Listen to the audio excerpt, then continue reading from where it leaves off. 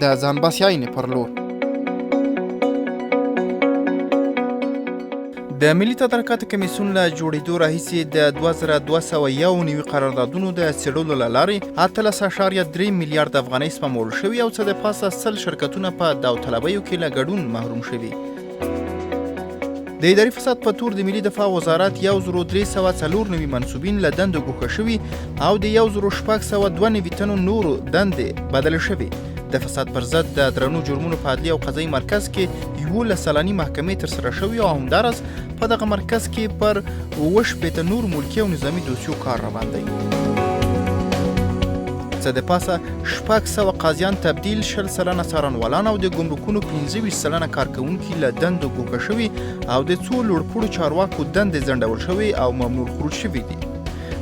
د 98 سلنه دولتي چارواکو شتمنۍ ثبت شوې.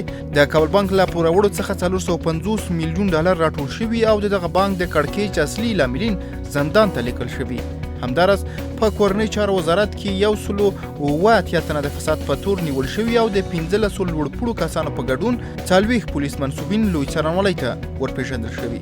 د حج په پروسه کې 14 میلیون ډالر سپما شوي. همداراز د لوی ښارونو د ښاروالۍ عواید 20 سلنه لوړوالی ښیي. په 1995 کال کې عواید 115 میلیارد افغانۍ ته ورسېدل، یعنی له ټاکل شوي هدف څخه 15 سلنه ډېر.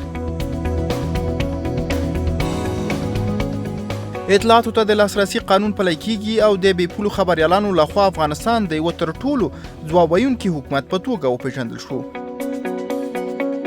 افغانستان په فساد له درېیم ککړ هېواد څخه خلاص او د روڼوالي نړیوال سازمان په جدول کې 8مه رتبه خپله کړي. د روڼوالي په لور او د خلکو د ګډون د پراختیا په موخه افغانستان د پرانیستي حکومتوالي سازمان OGP کې غړیتوب ترلاسه کړ.